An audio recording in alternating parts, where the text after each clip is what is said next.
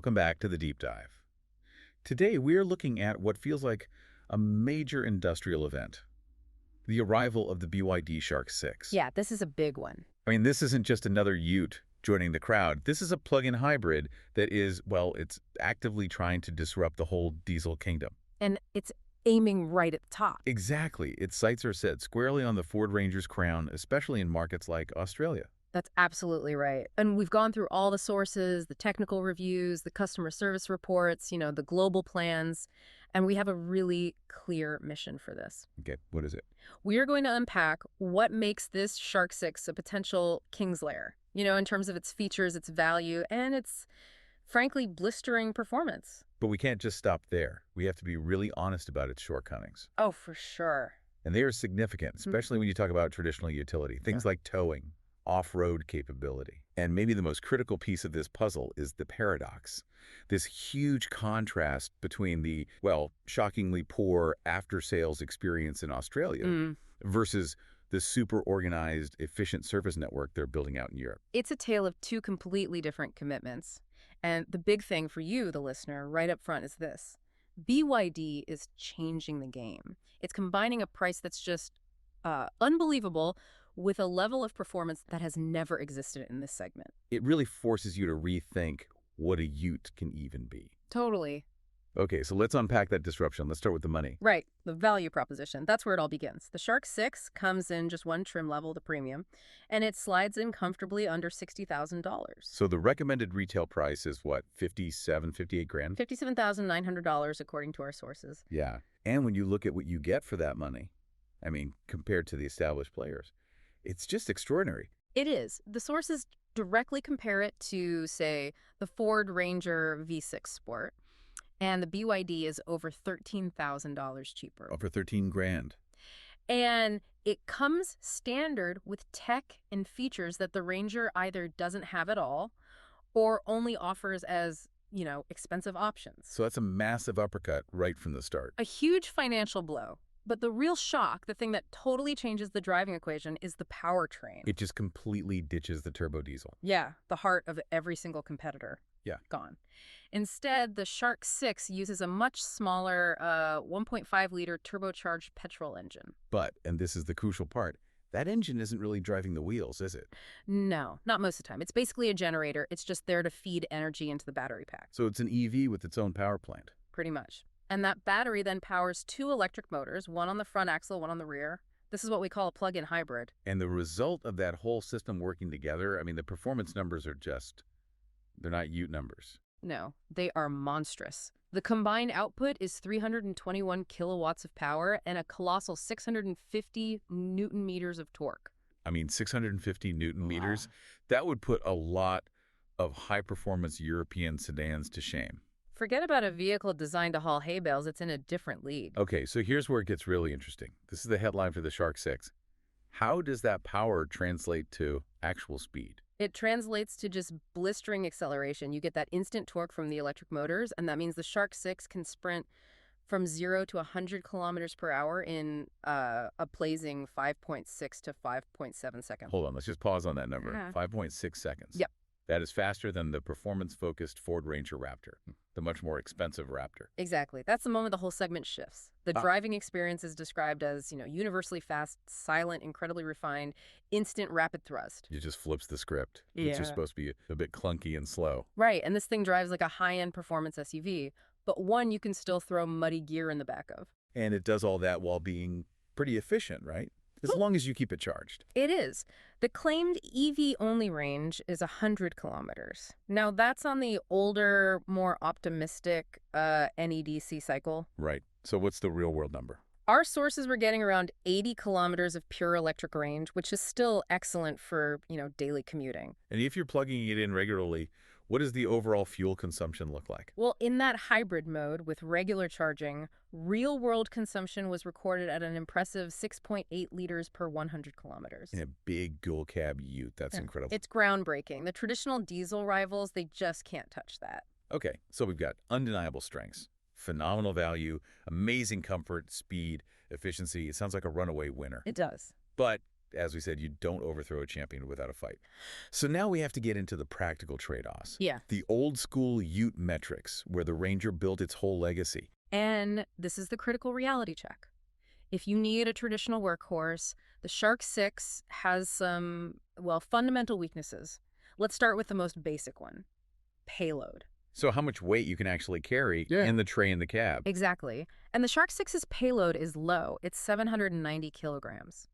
Now, if you look at rivals like the Ranger, they consistently clear 900 kilos, sometimes even a ton. So if you're a tradie loading up with tools and materials... An 110 kilo deficit is a significant penalty. It really is. But the one that really hits hard for, travelers and anyone doing heavy-duty work is the towing capacity. Absolutely. The braked towing capacity is capped at 2,500 kilograms. Which is not great. Well, for context, the industry standard in Australia, what every serious tradie or caravan owner expects, is 3,500 kilograms. So that's a full 1,000 kilogram penalty. A full ton, yeah. For anyone pulling a big trailer, a heavy boat, a large caravan, the Shark 6 in its current form is a non-starter. And then when you get it off-road, the differences in how it's built become pretty clear. It's built for comfort, not for rock crawling. That's a fair way to put it. It lacks the traditional mechanical 4x4 hardware that, the hardcore enthusiasts demand. There's no physical diff lock. And no low-range gearing. Critically, no low range. It's relying entirely on software to manage traction control with the electric motors. And what about that suspension, that sophisticated independent rear suspension? So that means you get better on-road comfort, less of that bouncing you get in an empty ute. It's a smoother daily drive. But here's the trade-off. There's always a trade-off. The rivals use a rugged live rear axle with leaf springs. They're simpler, tougher, and they're designed to handle massive loads and give you better wheel articulation. Which is what you need to keep your tires on the ground on really uneven terrain. Exactly. The Shark 6's setup just compromises that heavy loadability for better highway manners. So if I bought one today and I wanted to hook up a trailer, even within that 2,500 kilo limit, are there any immediate headaches? Oh, yeah. There are some current software glitches that are hugely frustrating. Like what? When you plug in a trailer, the system currently disables cruise control. What? Yeah, and it disables all your off-road modes, and it limits your top speed to 110 kilometers per hour. That is not what you want to deal with on a long road trip. Not at all. But our sources do indicate that BYD knows this is an issue. They have plans, right? They do. They're committed to fixing these utility problems. They've explicitly said they plan to upgrade the towing capacity to that industry standard 3,500 kilos in a planned 2026 update. Okay, so it's a temporary problem. It seems so. And they're also looking at improving the off-road stuff, maybe migrating the locking diff technology from their more upmarket Denza B5 model. So yeah, the limits are real today, but BYD plans to solve them. Okay, that makes sense. Nail the high-tech stuff first, then iterate on the nuts and bolts. Right. And speaking of high-tech, let's pivot back to where this vehicle just absolutely destroys the competition, the interior experience. Oh, stepping inside the Shark 6 is like entering a completely different class of vehicle. Yeah.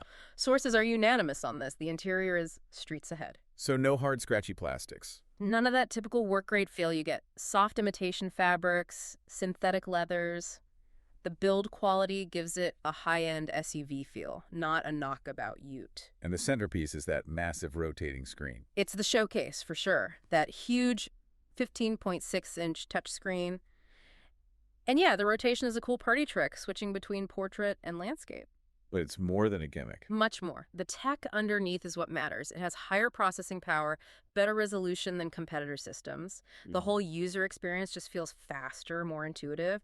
And you get things like a 12-speaker Dynaudio system and a head-up display as standard. There was also a small detail we found about the phone charger that was, well, brilliant. It's just smart design. The wireless charging pad is high output, 50 watts, but the real gem is that it's air-conditioned. Well, that's clever. It is, because if you've ever used a wireless charger on a long hot drive, your phone overheats and stops charging. BYD cools the pad, so it just works. And for the actual work part of a work ute, the power in the tray itself is a potential game changer. This is a huge win. The tray has 3 separate 230-volt power points, and they pump out a combined total of 6 kilowatts. 6 kilowatts. Yeah. One source said this vehicle could practically run half a work site. You could run air compressors, power tools, all your camping gear without a noisy generator. It's a massive leap forward. Okay, so We've established the Shark 6 is powerful, feature-rich, high-value, incredibly advanced.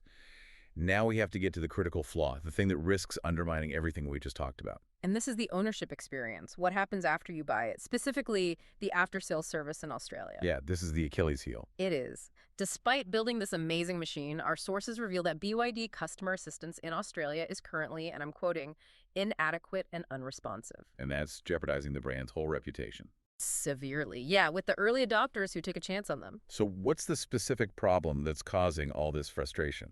The main technical issue seems to be the T-Box device.